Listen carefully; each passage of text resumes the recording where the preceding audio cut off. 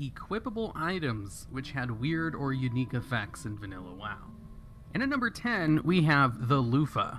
Let me see if I watched this before, okay? I don't know if I did or not. I'm going to just copy-paste this. Asmongold reacts. Okay, I didn't. I thought so. Yeah, I did not watch this one. All right. I don't remember if I did or not, but it looks like I didn't. Okay, let's take a look at it. This was a trinket which had the effect to remove one bleed effect. This is really good. Seeing as trinkets were kind of rare and hard to get, it's only a 3-minute CD. You didn't really lose much for having this equipped.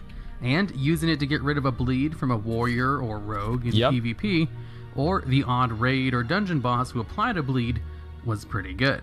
So it was a unique trinket with an effect that was pretty useful, despite the fact it gave no other stats. Then again, a lot of trinkets in vanilla didn't really have stats on them either, and would sometimes only provide a unique effect. The trinket was easy to get too. All you had to do was complete one quest in the Searing Gorge, which required you to go around and kill 20 dinosaurs. And there originally was no limit on the bleed it would remove. So when the Burning Crusade came out, and one of the bosses in the new raid, Morose and Karazhan, used a hard-hitting bleed as one of its mechanics, tanks were using this vanilla WoW trinket in order to remove it. So they added a restriction to the trinket, where it would only remove a bleed effect applied from a target level 60 or below. Wait, really? Because outside of this trinket, there are no ways to remove bleeds outside of a dwarf's racial ability stone form, and straight up immunity spells, which remove everything. Holy bleeds are one of the few common dot types which can't be removed by healers. My guild was trash at the beginning of Burning Crusade, so I don't remember that happening. Like back then, like my guild was so fucking bad. We didn't even worry about Moros. We're like, man, maybe one day we'll be able to get fucking Moros down. But we never even got a chance for that, man. Although in Legion, they did add a homage item in the game called the Feathered Loofah. It was an item that you could create with First Aid that had the effect to heal for a little bit and remove bleed effects, but only while you're on the Broken Isles. So and with the removal of First Aid in BFA, this item was just added to Tailors along with all other First Aid crafts. And at number 9, we have the 6 Demon Bag. This was an item with an on-use effect, which would have 1 of 6 random effects. 3 of its effects were to shoot out a spell. 2 of its effects were CCs. Its last effect was to summon a Fell Hunter pet for you for a little bit. Wait, what? Of its 6 effects, its 3 spell effects were a lot more common than the other 3. That's fucking awesome. So every time you used it, it had a higher than normal chance to shoot a fireball, holy shit, crossbolt, which would slow the target for 5 seconds as well, or a chain lightning, which would chain you to 2 other targets. And then its other 3 more rarer effects was a cyclone-like ability, which was just a straight up stun, a polymorph, and then the Fell Hunter pet summon. Since trinkets were pretty rare, and you had a good chance for its effects to just do damage, and it only had a 3-minute cooldown, this item, despite having a weird effect, wasn't half bad as far as DPS trinkets go. Obviously, there were much better ones in the game, but if you had this one, it at least had some fun effects on it if it didn't do damage. Dude, I didn't even know anything about that. The Gnomish Mind Control Cap. Oh, this was a Vertnoon fucking hat. To possibly mind control an enemy target, remember this shit. Which would then allow you to control them like a Warlock or Hunter pet. But if you already had a pet out, you would have to dismiss your pet first in order to use this ability. But there was also a few catches to it. After patch 1.11, you could only use this item on targets out of combat. Also, you had to be an engineer with a high engineering skill in order to use the item. That's whenever they took out all the fun. Despite its name, though, you did not need to be a gnomish engineer. Any engineer could use this helmet. The helm had a 30-minute cooldown, so not something that could be used very often. And as probably the biggest caveat to this thing, it had a chance to fail, which was pretty common with a lot of engineering I wonder what would happen if it fails. That's still kind of the case today. Do you become like if this thing failed, it had a chance to just not do anything, or mind control yourself and put you under the control of the mob you were attempting to mind control. And because engineering items had a that's so badass, dude. That is so badass. And, I mean, really, it is so fucking cool that they had that back in the game then. I used to love that kind of shit. I don't know what happened. I already saw it. We never watched this. Trust me, if we had watched it, there'd be 8 different React videos about it. That's how I check if I've seen it before. I have not seen this video before. I don't know why people keep saying that. Yeah, that's fucking awesome, man. It's not back in the day. We have it today. That is true. That is very true. Pretty high chance to fail in Vanilla WoW. This was not used as a reliable form of CC, and instead, just kind of a fun item with occasional niche uses. Number 7, the Horned Viking Helmet. This helmet had the on-use effect to charge an enemy and incapacitate them for 30 seconds, but it would also knock you down and stun you for a bit. A 30-second CC is actually an incredibly useful effect, to the point where a lot of warriors would farm the helmet in order to use it in PvP, and of course had some niche PvE uses as well. I remember, I think it was in like Kip's dueling tournament where you let warriors use this helmet for like an extra charge. I was like, yeah, right, dude. Like, I wish that warriors had, I think in vanilla, if they had one extra charge, or like if they had heroic leap in vanilla, I think that they would be better, right? And that, if I could give warriors one ability in vanilla WoW, it would be heroic leap. I think that's what would be the most fair thing. I don't know, react to any. Hi, Izzy. Hi. Yeah, I mean, they're good. No, just give them one heroic leap, and then that way they're not going to just get so completely broken. No. Just one extra leap. That's all. There's just one extra leap. CC were heavily used in dungeons and raids. The helmet itself dropped from Eric the Swift in Oldemon, and is only available to Horde players, as the NPC is friendly to Alliance. Yep. And since it was located inside Oldemon, a not max level dungeon, warriors could solo this place to grab it if they were smart about it, as the item dropped from one of 3 of the Lost Vikings. So if you attacked one of them, the other 2 were going to join in. Yep. Soloing lower level dungeons back in Vanilla WoW was a lot harder than it is today. Yeah, it's a joke. Even if you had about 20 levels on the place. And since the helmet had such a good effect, after Vanilla WoW, they gave the helmet a little restriction that it could only be used on targets level 60 and lower, basically. Number 6, Skull of Impending Doom. Everybody knows about this one. That has the effect to increase your run speed by 60% for 10 seconds, which was a pretty good effect back when not all classes had speed increasers. Yep. And the few that did had incredibly long cooldowns or restrictions placed on them. This is the Swifty weapon right here. And the offhand only had a 3-minute cooldown, but when used, it would deal damage to you and then drain mana over its duration. So the offhand worked very similar to modern day Burning Rush, a talent that warlocks have which increase their run speed but deals damage to them while it's active. If anything, Burning Rush was probably inspired by the Skull of Impending Doom. In order to get this offhand, you had to complete a 4-part quest chain, that's actually very true. Had you go to a dungeon and around the world killing things. The quest would start in the Badlands from a dwarf, who would send you to Oldemon to grab a tablet, which, despite the quest text, didn't actually require you to go inside Oldemon, as the tablet was located right outside the entrance. Shit. Then you would go to another quest giver in either Ironforge or Undercity, depending on your faction, who would then send you to Dustwallow Marsh, Stranglethorn, and the Alteric Mountains to collect 3 items from 3 elite mobs. Yep. Then you'd be sent back to the dwarf in the Badlands and you'd receive your skull. Even with the drawbacks of the skull, it was still a pretty useful item just for the speed increase it gave. My mom still has this from Vanilla WoW, and even saw some niche uses in PvP, on classes that can equip an offhand normally. For the Burning Crusade, the item received an update to drain 60% of your mana and health when you used it, instead of a fixed amount like it did in Vanilla WoW. Yep. This was most likely done so it couldn't be abused by the new health values that players had, keeping its drawback as an actual drawback to it. And then in the Cataclysm, you can no longer obtain this item.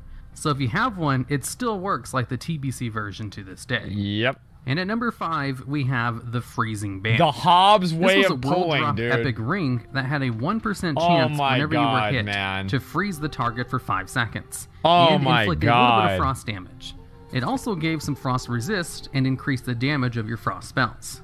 Now, the unique thing about this item is absolutely that on-hit chance of freezing a target for 5 seconds, as this freeze was treated basically like a stun, and would just freeze them in a block of ice for 5 seconds when activated. Do you guys want to watch that after this, dude? Assuming this shit's still fucked, man.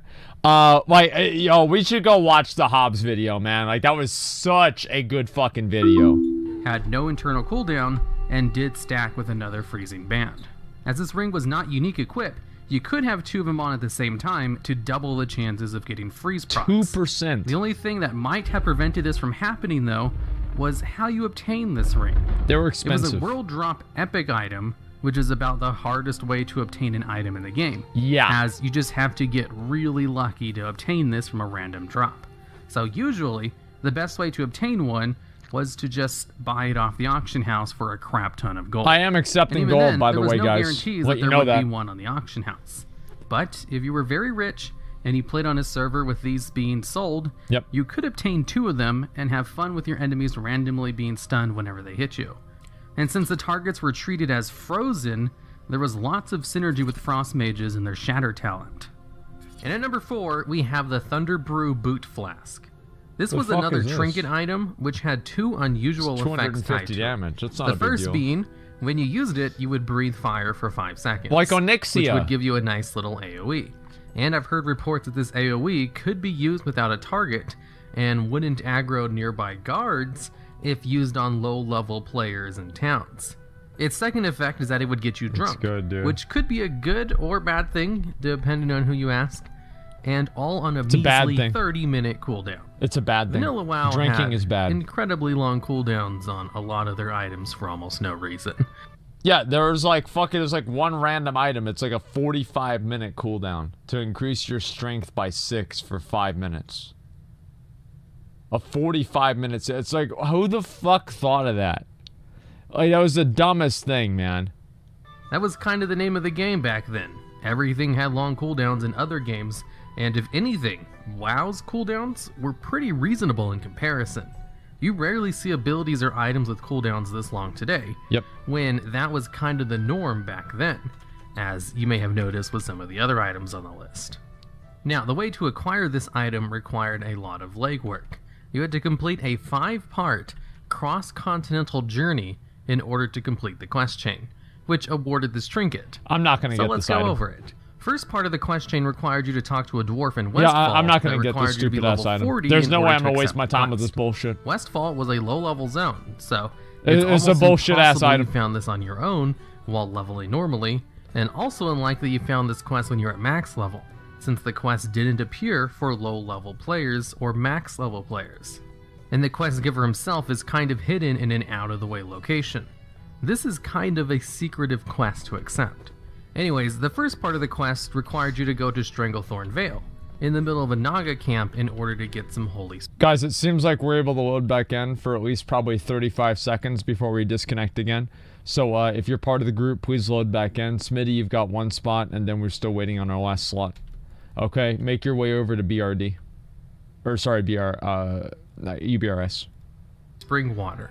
The second part of the quest chain required you to get 3 separate materials. One located in the Swamp of Sorrows, another located in Tanaris, and the last all the way in the hinterlands. Then you'd be asked to get 1 true silver bar, which you could just buy off the auction house. And after that, you'd be sent on another journey, this time to Feralis in order to get a branch. And then for the final part of the quest, you'd be sent to the Syrian Gorge in order to get a piece of oak. Oh! Then, after you return to Westfall, you'd finally get your trinket. Wow. There's some speculation that this was meant to be a quest for players newly obtaining their mounts, to give them a reason to run around the world with their newfound mounts. That's actually really smart. That's why I had them go to like 5 different parts of the world. That's really smart. A speculation that was most likely entirely correct, as in the WoW Diary book, a book in which one of the WoW vanilla developers talks about what went into making the game. They do talk about how they really wanted cross-continental quest for all classes at level 40, so they'd have a reason to use their new mounts. This quest is a good example of what they had planned. See, that's so smart. Like that's so smart, because like if you make a cross-continental quest at level 40, if you just spend all your time in dungeons, you don't really find a reason to, like, do you need a mount if you live in Scarlet Monastery? No. So giving people reasons to go out there and actually see, like, oh wow, I need my mount so I can do this faster. That's what it was all about, man. And it's actually really crazy to think like all the different ways that they figured this shit out. Like I'm so fucking glad about that. Like, I mean, like, classic WoW, it's just literally those guys were fucking geniuses. Like, I mean, they were fucking geniuses. Okay, let's go. And for every class, instead of just a few of them getting quests like this. Number 3, the Spectral Essence. This trinket has the effect to allow you to interact with ghosts inside of one town. This trinket was pretty standard for quest-like items and special effects, as trinkets in Vanilla WoW were not very commonplace, and good trinkets were pretty rare. Your trinket spot was usually fine to equip something there without hindering your character all that much. Okay. In order to get the trinket, you had to complete a quest, which would send you into Skullomance to kill a rare elite. Oh yeah, we were gonna burn do 2 this. bodies. Then you'd get this trinket, which would allow you to talk to the folks of Siradaro, and even buy some unique items from a vendor, which could only be seen with this trinket or the Eye of Divinity, a trinket only priests could equip that dropped from a boss in Molten Core. The trinket didn't have any stats or do anything else. This is basically just the precursor to quest items, which did special things. Blizzard would usually just put them on trinkets that you had to equip. And at number 2, we have the Dark Moon card Twisty Nether. This was a Dark Moon trinket which had the effect, which would only have a chance to activate when you died. Basically, it gave you a 10% chance to resurrect after dying with 20% health and mana. And when the trinket rezzed you, it worked kind of like having a soul stone on you, in which you could choose to accept a resurrection or not. Now, seeing as this trinket only had a 10% chance, it was not at all reliable, and not really worth the trinket slot in raids or dungeons. Its uses were basically just for solo content to occasionally save you a run back to your corpse. Or if you literally didn't That's have my any bis, trinket, dude. it at least had the potential to be sometimes useful in raids or dungeons. Holy shit. Now, this trinket didn't actually see very much use until arenas were added to the game in the Burning Crusade, in which people would equip this trinket in order to sometimes come back to life in an arena match, which could single-handedly help you win the game. Usually, after one person dies in arena, the team which secured the kill will basically treat it as if they've already won, and maybe let their guard down a little bit. So seeing someone res back up real quick to join the fight is all it could really take in order to turn the tide of the battle back in your favor. Yeah, I guess so. And as far as I know, this trinket still works in arenas today. Maybe. I tried looking it up and couldn't really find any confirmation, but I also didn't find anything saying that it didn't. And imagine somebody using that in like BlizzCon or something. God, dude, that'd be so funny. And like, especially like that the player, the casters wouldn't understand it. They think it was a bug. Oh my God, that'd be fucking hilarious. Number 1, we have the Hook of the Master Angler. This is a trinket that had the on-use effect to turn you into a fish and allow underwater breathing and an increased swim speed.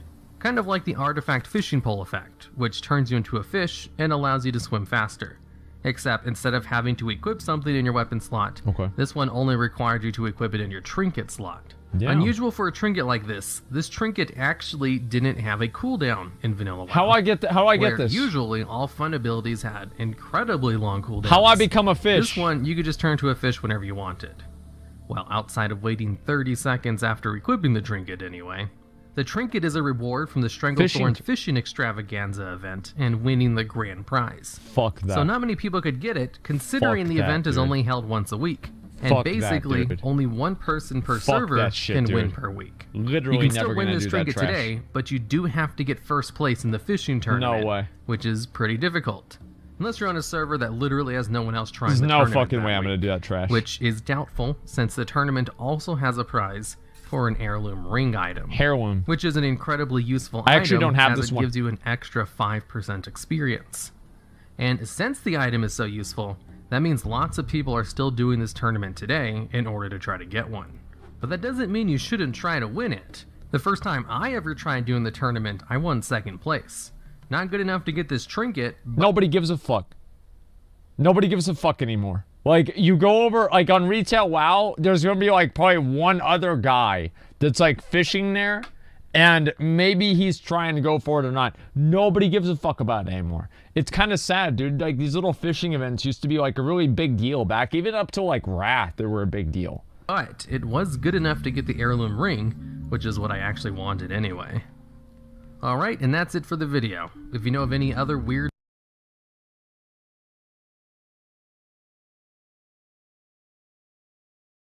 vanilla items that I missed, I'd love to hear about them, as well as ideas for future videos just like this one down in the comments. Yep. Okay, you know what? Like, yeah, I actually, yeah, one guy who's botting. Yeah, exactly. That's true. Okay, just give me 1 second here. Okay. Oh, guys, it is 1:35, guys, which means that my internet. This is the daily fuck up, and I don't know why this happens or anything like that, but it does. In this video, we'll go